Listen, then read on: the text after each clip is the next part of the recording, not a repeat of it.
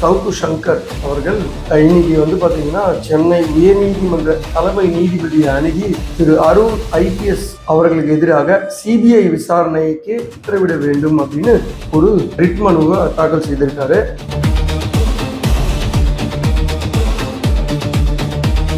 திரு சந்தோஷ் சர்மா என்ற நபரோட மகன் இந்த ஆட்கொணர்வு மனுவை தாக்கல் செய்யறாரு. இந்த சந்தோஷ் சர்மா ஒரு ரியல் எஸ்டேட் அதிபர். இவர் மீது பாத்தீங்கன்னா ஒரு தனிப்பட்ட காரணங்களுக்காக, அதாவது வெளிப்புற காரணங்களுக்காக கூண்டாஸ் சட்டத்தை அப்போதைய சென்னை மாநகர ஆணையாளர் திரு அருண் ஐபிஎஸ் அவர்கள் அவர் மீது போடுறாரு. நான் 28 வருஷமா காவல்துறையில பணியாற்றிட்டு இருக்கேன். இந்த பணியாற்றத்துல நான் எந்த தவறும் செய்ததில்லை. ரொம்ப நேர்மையான அதிகாரி. எனக்கு பிடிக்காத, என்னால் தண்டனை பெற்றவர்கள், வழக்கு பதிவு செய்யப்பட்டவங்க சோசியல் மீடியால தப்பா பேசிட்டு இருக்காங்க அப்படின்னு ஒரு விளக்கத்தை நீதிபதிகள் முன்னாடி கொடுத்திருப்பாரு. ஆனா நீதிபதிகள் அதை ஏற்றுக்க மறுத்துட்டாங்க.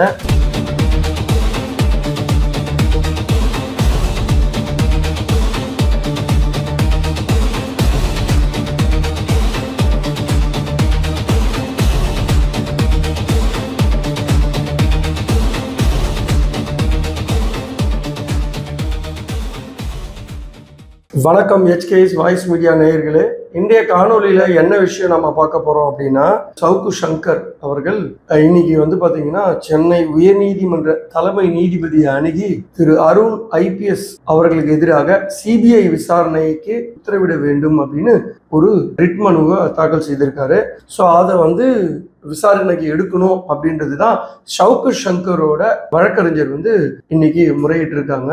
அதை பத்தி, அந்த வழக்கின் பின்னணி, ஏன் அருண் ஐபிஎஸ் அவர்களுக்கு எதிராக சவுக்கு சங்கர் தொடர்ந்து அவரை லஞ்ச ஒழிப்புத்துறை இயக்குனர் பதவியிலிருந்து மாற்றணும், அவர் மீது நடவடிக்கை எடுக்கணும் அப்படின்ற வகையில நிறைய விஷயத்த முன்னெடுத்துட்டு இருக்காரு. ஏன்னா பத்திரிகையாளர் சந்திப்பிலையும் சொல்லிட்டு இருக்காரு. அதே போல தாவேக அரசுக்கு பாத்தீங்கன்னா பலவித கோரிக்கைகளையும் வைச்சிருக்காரு. அவரை லஞ்ச ஒழிப்புத்துறை இயக்குனரா போடக்கூடாது அப்படின்னு. ஸோ இதெல்லாம் எதனால் நடக்குது, இதெல்லாம் என்ன பிரச்சனை அப்படின்றது தான் இந்த காணொலியில நம்ம பார்க்க போறோம். வாங்க நிகழ்ச்சிக்குள்ள போலாம். நிகழ்ச்சிக்குள்ள போறதுக்கு முன்னாடி எங்களோட அம்பிள் ரிக்வெஸ்ட் என்ன அப்படின்னா, எங்களோட சேனலை சப்ஸ்கிரைப் பண்ணாம நிறைய பேர் பார்த்துட்டு இருக்கீங்க. தயவு செய்து சப்ஸ்கிரைப் பண்ணிட்டு கூடவே பெல் பட்டனை அழுத்திட்டு பாருங்க. ஸோ அப்பதான் எங்களுக்கு இது ஒரு உத்வேகமா இருக்கும். இதே போல ஒரு நல்ல வீடியோக்களை உங்களுக்கு எங்களால ஷேர் பண்ண முடியும். வாங்க நிகழ்ச்சிக்குள்ள போலாம். ஸோ பிரபல யூடியூபாளர் சவுக்கு சங்கர் பாத்தீங்கன்னா முன்னாள் சென்னை மாநகர காவல்துறை ஆணையாளர் திரு அருண் ஐபிஎஸ், தற்போதைய லஞ்ச ஒழிப்புத்துறை இயக்குநராக இருக்கிற திரு அருண் ஐபிஎஸ் எதிராக சென்னை உயர்நீதிமன்றத்துல ஒரு ரிட் பெட்டிஷன் தாக்கல் செய்திருக்காரு. அந்த ரிட் பெட்டிஷனுக்கு பாத்தீங்கன்னா வழக்கை எடுத்துக்கணும் அப்படின்னு சொல்லி அவரோட வழக்கறிஞர் பாத்தீங்கன்னா இன்னைக்கு தலைமை நீதிபதி முன்பு போயிட்டு ரிக்வெஸ்ட் வச்சிருக்காரு. ஸோ அதுக்கும் தலைமை நீதிபதி பார்க்கலாம் அப்படின்னு சொல்லப்படுது. சரி, அதோட வழக்கு பின்னணி, ஏன் அவர் மீது சிபிஐக்கு என்கொயரி கேட்கிறாரு, அது என்னன்றதை இப்போ நம்ம பார்க்குறோம். ஸோ நான் 1 by 1 சொல்றேன். அதே போல இதில் நிறைய விஷயங்களை உதாரணத்துக்கு சொல்லுவேன். அப்பதான் உங்களுக்கு இந்த காணொலி உங்களுக்கு விவரமா புரியும். ஸோ என்ன அப்படின்னா, அதாவது 2026 மே 29 பாத்தீங்கன்னா அப்போதைய டிவிஷன் பெஞ்ச் நீதிபதிகள் திரு GR சுவாமிநாதன் மற்றும் திரு லட்சுமி நாராயணன் அவர்கள் பாத்தீங்கன்னா முன்னாடி ஒரு ஆட்கொணர்வு மனு ஒன்று தாக்கல் செய்யறாங்க. அந்த ஆட்கொணர்வு மனு என்ன அப்படின்னா, திரு சந்தோஷ் சர்மா என்ற நபரோட மகன் இந்த ஆட்கொணர்வு மனுவை தாக்கல் செய்யறாரு. இந்த சந்தோஷ் சர்மா ஒரு ரியல் எஸ்டேட் அதிபர். இவர் மீது பாத்தீங்கன்னா ஒரு தனிப்பட்ட காரணங்களுக்காக, அதாவது வெளிப்புற காரணங்களுக்காக கூண்டாஸ் சட்டத்தை அப்போதைய சென்னை மாநகர ஆணையாளர் திரு அருண் ஐபிஎஸ் அவர்கள் அவர் மீது போடுறாரு. அந்த குண்டர் தடுப்பு சட்டத்தின் மூலமா உள்ள இருக்கிறது ஆட்கொணர்வு மனு போட்டு எங்க அப்பா தவறே செய்யாம இந்த மாதிரி ஒரு குண்டர் தடுப்பு சட்டத்தை போட்டிருக்காங்க அப்படின்னு சொல்லி நீதிமன்றத்தை அணுகிறாரு அந்த சந்தோஷ் சர்மாவோட மகன். அதுக்கு நீதிபதிகள் அந்த வழக்குகளை பூர்வாங்கமா விசாரணை பண்ணும்போது அதுல பாத்தீங்கன்னா வெளிப்புற காரணங்களுக்காக, அதாவது வெளியிலிருந்து ஒரு முக்கியமான ஆட்கள் சொன்ன மாதிரியோ எடுத்துக்கலாம், இல்ல அவருக்கு அழுத்தங்கள் கொடுக்கப்பட்டதன் அடிப்படையில இந்த குண்டர் சட்டத்தை பிரயோகப்படுத்தினாரு அப்படின்றதுதான் அதோட மீனிங். ஸோ இதுல என்னன்னு பாத்தீங்கன்னா, தேசிய முற்போக்கு திராவிட கழகத்தை சேர்ந்த திரு சுதீஷ், அதாவது தேசிய முற்போக்கு திராவிட கழகத்தின் பொதுச் செயலாளர் இருக்காங்களா பிரேமலதா அவங்களோட தம்பி திரு சுதீஷ் அவர்களை இந்த ரியல் எஸ்டேட் அதிபர் ஏமாத்திட்டாரு அப்படின்னு அவர் கொடுத்த புகாரின் அடிப்படையில தான் இவர் மீது குண்டர் தடுப்பு சட்டம் வந்து போடப்பட்டது. ஸோ இதுல வந்து பாத்தீங்கன்னா வெளிப்புற காரணங்கள் இருக்கு. ஏன்னா பொதுவாக குண்டர் தடுப்பு சட்டத்துல எப்படி போடுவாங்க அப்படின்னா, ஒரு குற்றவாளி பொது அமைதிக்கு குந்தகம் விளைவிக்கும் போது தொடர்ந்து செய்யறாரு, ஒரு ஹபிச்சுவல் அஃபண்டரா இருக்காரு, திரும்ப திரும்ப ஒரு குற்றத்தையும் செய்யறாரு அப்படின்ற ஒரு செய்யறவங்களுக்கு எதிராக தான் வந்து குண்டர் சட்டத்தை வந்து பிரயோகப்படுத்துவாங்க. ஆனா இந்த குண்டர் சட்டமும் இவர் மீது வந்து பாத்தீங்கன்னா நில மோசடின்ற ஒரு புகார் இருக்கிறதன் அடிப்படையில ஒரு குண்டர் தடுப்பு சட்டத்தை நீங்க போட்டிருக்க கூடாது, இது வெளிப்புற காரணங்களுக்காக போட்டிருக்கீங்க, அதாவது எக்ஸ்ட்ரானியஸ் ரீசன்ஸ் அப்படின்னு சொல்றாங்க இந்த வெளிப்புற காரணங்களுக்கு, அந்த காரணங்களுக்காக போட்டிருக்கீங்க, இது வந்து மிகவும் தவறு அப்படின்றது நீதிபதிகள் வந்து கடும் கண்டனங்களை தெரிவிக்கிறாங்க. ஸோ இதே போல திரு அருண் ஐபிஎஸ் அவர்கள் தொடர்ந்து அவருக்கு யார் யாரெல்லாம் பிடிக்கலையோ, அவரை யாரெல்லாம் எதிர்க்கிறார்களோ அவர்கள் மீதும் நீங்க இந்த மாதிரி குண்டர் தடுப்பு சட்டத்தை உபயோகப்படுத்துறீங்க. உதாரணத்துக்கு சவுக்கு சங்கர், அப்புறமா பத்திரிகையாளர் வாராகி, இவங்க மீது எல்லாம் வந்து பாத்தீங்கன்னா நீங்க குண்டர் தடுப்பு சட்டத்தை பயன்படுத்தி இருக்கீங்க. இது உங்களுக்கு ஒரு வழக்கமாக வச்சிட்டு இருக்கீங்க. சோ இது வந்து மிகப்பெரிய தவறு அப்படின்றத ஒரு கடும் கண்டனத்தை வந்து பாத்தீங்கன்னா இந்த வழக்குல சொல்றாங்க. அதோட என்னன்னா 28 அவரோட ரிப்ளை கொடுத்திருப்பாரு அந்த வழக்குல திரு அருண் ஐபிஎஸ் அவர்கள். நான் 28 வருஷமா வந்து காவல்துறையில பணியாற்றிட்டு இருக்கேன். இந்த பணியாற்றத்துல நான் எந்த தவறும் செய்தது இல்லை, ரொம்ப நேர்மையான அதிகாரி, எனக்கு பிடிக்காத என்னால் வந்து தண்டனை பெற்றவர்கள், வழக்கு பதிவு செய்யப்பட்டவங்க சோசியல் மீடியால தப்பா பேசிட்டு இருக்காங்க அப்படின்னு ஒரு விளக்கத்தை நீதிபதிகள் முன்னாடி கொடுத்திருப்பாரு. ஆனா நீதிபதிகள் அதை ஏற்றுக்க மறுத்துட்டாங்க. சோ இந்த வழக்குல வந்து பாத்தீங்கன்னா கண்டனம் தெரிவிச்ச ஒரு அதிகாரிக்கு வந்து பாத்தீங்கன்னா பொறுப்புள்ள மிக அதிகாரம் மிக்க பதவி, அதே போல நேர்மையான ஒரு அதிகாரியா இருக்கணும் அப்படின்ற பதவியில இருக்கிற லஞ்ச ஒழிப்புத்துறை இயக்குனரா போட்டிருக்கீங்க.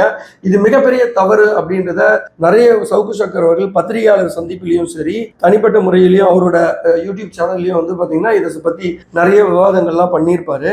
ஸோ அதன் அடிப்படையில தான் வந்து பாத்தீங்கன்னா இவர் இந்த பொறுப்புல போட்டது தவறு என்ற அடிப்படையில அவர் வந்து யாருக்கிட்ட ஒரு மனு கொடுக்குறாருன்னா, ஜூன் 2ஆம் தேதி வந்து பாத்தீங்கன்னா இது சம்பந்தமாக வந்து லஞ்ச ஒழிப்பு ஆணையரிடம், அதாவது திரு சஞ்சய் சக்சேனா ஐஏஎஸ் அவர்களிடம் வந்து ஒரு புகாரை கொடுக்கிறாரு. என்னன்னா, இந்த மாதிரி ஒரு நீதிமன்றம் கடும் கண்டனம் தெரிவிச்ச ஒரு அதிகாரிய நடவடிக்கை எடுக்க அரசுக்கு நீங்க பரிந்துரைக்கணும் அப்படின்னு சொல்லி ஒரு பெட்டிஷன் கொடுக்கிறாரு. சரி, ஏன் திரு சஞ்சய் சக்சேனா ஐஏஎஸ் கிட்ட கொடுக்கணும், லஞ்ச ஒழிப்பு ஆணையர்னா என்ன, அவரோட அதிகாரங்கள் என்ன அப்படின்றதையும் பார்த்துருவோம்.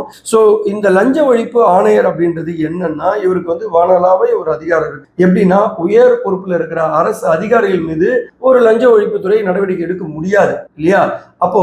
அப்ப யாருக்கிட்ட வந்து இது புகார் அளிக்கலாம் அப்படின்னா, லஞ்ச ஒழிப்பு ஆணையர், அதாவது இதோட தலைமையில் இருக்கிறது திரு சஞ்சய் சக்சேனா ஐஏஎஸ் கிட்ட போயிட்டு நீங்க வந்து புகார் கொடுக்கலாம். அவரு தான் வந்து பாத்தீங்கன்னா அரசு உயர் பொறுப்புல இருக்க அதிகாரிகள், ஐஏஎஸ், ஐபிஎஸ் இவர்கள் மீது வந்து நடவடிக்கை எடுக்கிறதுக்கு அவர் பரிந்துரைக்கலாம் அல்லது விசாரணைக்கு உத்தரவிடலாம். சரிங்களா? அப்போ இவ்வளவு பெரிய அதிகாரிகளுக்கு வந்து தண்டனை கொடுக்கறதுக்கு, அதாவது ஒரு விசாரணைக்கு உத்தரவிட இருக்கக்கூடிய ஒரு பவர்ல இருக்கிறவர்கிட்ட போயிட்டு இந்த புகார் பெட்டிஷனை கொடுத்திருக்காரு. ஸோ இவர் என்ன பண்ணிருக்கலாம்னா, இந்த புகார் பெட்டிஷனை வாங்கி அரசுக்கு பரிந்துரைத்திருக்கலாம், அல்லது ஒரு விசாரணை கமிஷன், அதாவது லஞ்ச ஒழிப்புத்துறை உயர் பொறுப்புல இருக்கு இவரை அந்த பதவியில இருந்து, அருண் ஐபிஎஸ் அவர்கள் அந்த பதவியில இருந்து ஒன்னு இறக்கிட்டு இல்ல அங்கிருந்து டிரான்ஸ்பர் பண்ணலாம், பண்ணிட்டு ஒரு விசாரணைக்கு உத்தரவிட்டிருக்கலாம். அந்த விசாரணையில இவர் ஒருவேளை குற்றமற்றவர் அப்படின்னு நிரூபிச்சிட்டு பிறகு இவரை திருப்பி லஞ்ச ஒழிப்புத்துறையில போட்டிருக்கலாம். அப்படி குற்றம் செய்திருக்கிறாருன்னு அந்த விசாரணை இவர் மீது அறிக்கை கொடுத்திருந்தா, இந்த அறிக்கையை பேஸ் பண்ணி அதுக்கு முன்னாடி நீதிமன்ற கண்டனம் தெரிவிச்சது இல்லையா, இவர் இந்த புகார் கொடுத்திருக்காரு இல்லையா, இப்போ ஒரு சோகாட்ஸ் நோட்டீஸ் அவருக்கு கொடுத்திருக்கலாம். அந்த விளக்கத்தின் அடிப்படையில இவர் மீது வந்து ஒரு விசாரணையை நடத்த சொல்லி இவர் அந்த பதவியில இருந்து மாற்றி விட்டு நடத்த சொல்லியிருக்கலாம். ஆனா அப்படி எதுவுமே நடத்தல.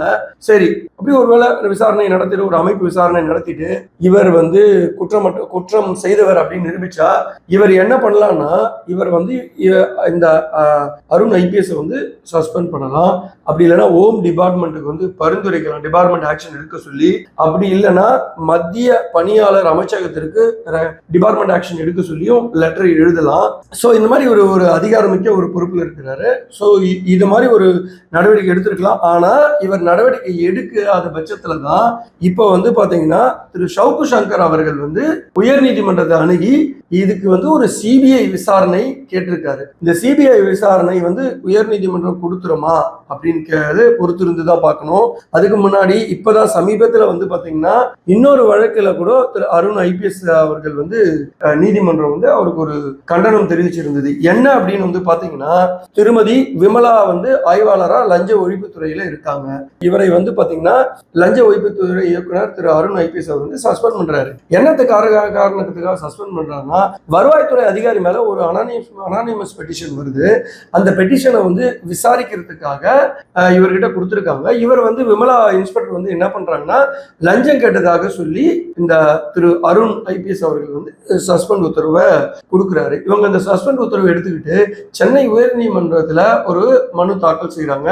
எதுக்காகனா, என்னோட சஸ்பெண்ட் வந்து பழிவாங்கப்பட்டது, இதுல வந்து எனக்கு எந்த முகாந்திரம் இல்லை, நான் எந்த தவறும் செய்யல அப்படின்னு சொல்லி உயர்நீதிமன்றத்துல ஒரு மனு தாக்கல் செய்யறாங்க. இந்த வழக்கு யார் முன்னிலையில வருதுன்னா, உயர்நீதிமன்ற நீதிபதி திருமதி பிடி ஆஷா அவங்க முன்னில வருது. சோ அவங்க என்ன பண்றாங்கன்னா, இத ஒரு விசாரணையில மேற்கொள்ளும் போது இத அதாவது ஃபர்ஸ்ட் வியூலயே வந்து பாத்தீங்கன்னா, இதுல தவறு செய்திருக்கீங்க, லஞ்ச ஒழிப்புத்துறை தவறு செய்திருக்குன்னு சொல்றாங்க. என்ன தவறு செய்திருக்காங்க அப்படின்னு வந்து பாத்தீங்கன்னா, அதுல விமலா ஆய்வாளர்கள் என்ன சொல்றாங்க அப்படின்னா, இதுக்கு முன்னாடி அதாவது சென்னை விபச்சார தடுப்பு பிரிவு ஆய்வாளராக இருந்த ராஜலட்சுமிக்கு எதிராக உயர் அதிகாரிகள் அவர்கள் வருமானத்திற்கு மீறிய சொத்து சேர்த்ததாக ஒரு வழக்கு வரும்போது உயர் அதிகாரிகள் ஒப்புதலோடு தான் அவங்க மீது வழக்கு பதிஞ்சு அவங்க மீது நான் வந்து நடவடிக்கை எடுத்தேன். இந்த ராஜலட்சுமிக்கு வந்து பாத்தீங்கன்னா, ஆய்வாளர் ராஜலட்சுமிக்கு வந்து பாத்தீங்கன்னா அருண் ஐபிஎஸ் அவங்களோட வேண்டப்பட்டவங்க. சோ அதனால அவர்கள் மீது நடவடிக்கை எடுத்ததன் அடிப்படையில பழிவாங்கும் படலமாக என் மீது தற்பொழுது செய்யாத குற்றத்திற்காக குற்றம் சுமத்தப்பட்டு என்ன பணியிட நீக்கம் செய்துட்டாங்கன்னு சொல்லி அந்த மனுவில் கொடுத்துருக்காங்க உயர்நீதிமன்றம். இதெல்லாம் பார்த்துட்டு இந்த நடவடிக்கையெல்லாம் வந்து சரியில்லை அப்படின்னு சொல்லி லஞ்ச ஒழிப்புத்துறை இயக்குனர் மற்றும் துணை இயக்குனருக்கு வந்து பாத்தீங்கன்னா, இந்த குற்றச்சாட்டுக்கு நீங்க என்ன விளக்கம் வச்சிருக்கீங்க, என்ன ஆதாரம் வச்சிருக்கீங்க, அதை ஜூலை 9 வந்து கோர்ட்ல சப்மிட் பண்ணணும் அப்படின்னு சொல்லி நீதிபதி பிடி ஆஷா அவர்கள் ஒரு உத்தரவு வந்து பாத்தீங்கன்னா போட்டிருக்காங்க. சோ இதோட விசாரணை வந்து பாத்தீங்கன்னா ஜூலை 9 வரப்போகுது. சோ இது ஒரு பக்கம் இருக்கு. இந்த விசாரணையில இவங்க விமலாவை வந்து சஸ்பெண்ட் செய்தது தப்பா ரைட்டா அவங்க கொடுக்குற பதில் உரையில பொறுத்து தான் இருக்கு. ஸோ இதுலயும் இவர் தவறு செய்தாருன்னு அப்படி நிரூபணம் ஆகிவிட்டது ஒரு கால் அப்படின்னு இருந்தா, இவரோட நிலைமையை பாருங்க. ஒரு ஐபிஎஸ் வந்து எதுக்காக தேவையில்லாத விஷயத்துல தன் மீது ஏகப்பட்ட பிரச்சனை இருக்குன்னு நல்லாவே தெரியுது, எதுக்காக இந்த மாதிரி விஷயத்துக்கெல்லாம் அவர் வந்து இந்த மாதிரிலாம் முற்பட்டு இந்த மாதிரி சட்ட சிக்கல்ல மாட்டுறாரு அப்படின்னு தெரியல. எப்பவுமே அதிகாரம் கிடைக்கும், அதிகாரம் வரும்போது நாம கொஞ்சம் நிதானமாக ஒவ்வொரு விஷயத்தையும் செய்யும் போது அப்பதான் பிரச்சனைகள் எதுவும் நாம இன்னைக்கு நல்லா இருக்கோம் அப்படின்றதுனால ரொம்பவும் ஆட்டங்க ஆடாம ஒரு அமைதியான முறையில சட்டத்துக்கு உட்பட்டு நாம ஒரு விஷயத்தை செய்தோம்னா பிரச்சனைகளை எதுவும் இல்லாம வாழ முடியும்ன்றது நாம சொல்லி தெரிய வேண்டியதில்லை, அவர்களுக்கே புரியும். ஏன்னா அவங்களாம் படிச்சவங்க, நிறைய பொறுப்புல இருக்கிறவங்க, நிறைய விஷயங்களை பார்த்துருப்பாங்க. ஸோ எதுவாக இருக்கட்டும், சட்டம் தன் கடமையை செய்யும்.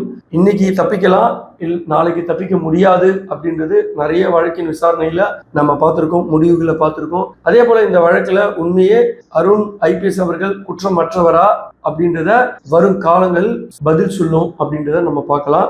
இதோட இந்த காணொலியை நம்ம நிறைவு பெறுகிறது. இதே போல பல சுவாரஸ்யமான விஷயங்களை நான் உங்களோட விவாதிக்க ரெடியா இருக்கேன். உங்களுக்கு ஏதாவது சில விஷயங்கள் இருந்தாலும் சொல்லுங்க கமெண்ட்ஸ்ல. அந்த விஷயங்களை நாங்க ஆராய்ஞ்சு நிச்சயமா அதுக்கு வந்து ஒரு காணொலியா போட ரெடியா இருக்கும். மீண்டும் உங்களிடமிருந்து விடை பெறுவது உங்கள் HKS. நன்றி, வணக்கம்.